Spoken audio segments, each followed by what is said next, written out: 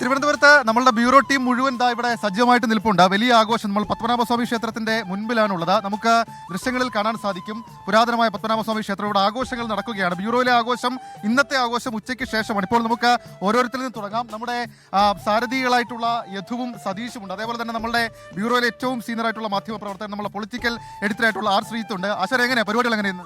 വളരെ വൈബാണ്, ഗംഭീരമാണ്. ആശാൻ പറഞ്ഞത് വളരെ വൈബാണെന്നാണ്. വ്യത്യസ്തമായ പരിപാടികൾ ഓണപരിപാടിയില്ല, കുടുംബം അങ്ങനെയൊക്കെയുള്ള കാര്യം. നാട്ടിൽ പോകണം വേണ്ടി ഇരിക്കുക. ഉമേഷ് ബാലകൃഷ്ണൻ ഉണ്ട്. ഉമേഷ് എങ്ങനെയുണ്ട്? കളറല്ലേ? തീർച്ചയായും 24 ആദ്യ ഓണമാണ്. എന്തായാലും ഫുൾ കളറാണ്, ഒറ്റ കളറായി പോയെന്നുള്ളൂ മഞ്ഞ. എന്നാലും കൊള്ളാം.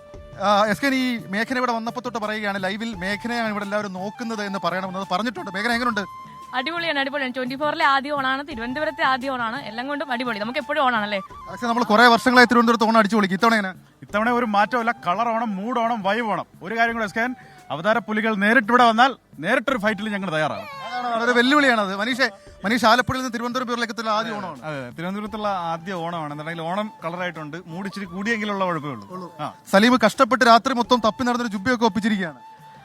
ഗംഭീരാണ്. ഓണം ഇവിടെ അടിപൊളിയാണ്. നമ്മൾ തകർക്കാണ്. ഇത് കഴിഞ്ഞിട്ടും ആഘോഷം തുടരുകയാണ്. അലക്സ് പറഞ്ഞതുപോലെ നേരിട്ട് വന്നാൽ നമുക്ക് നേരിട്ട് മുട്ടാം.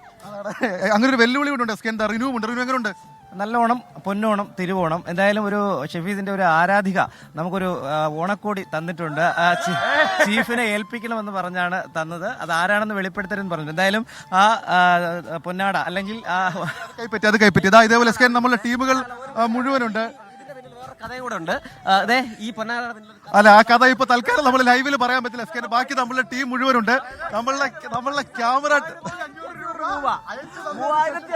ഇങ്ങോട്ട് ഷെഫീദ് റാവുത്തർ, മനീഷ് പർവാർ അയച്ചു കൊടുത്തു. നമ്മളെ ക്യാമറമാൻ രണ്ടുപേരുണ്ട്, അഭിലാഷും മനീഷും. അങ്ങനെ ഫുൾ വൈബായി നമ്മളുടെ ഓണാഘോഷ പരിപാടികളുമായി മുന്നോട്ട് പോവുകയാണ്.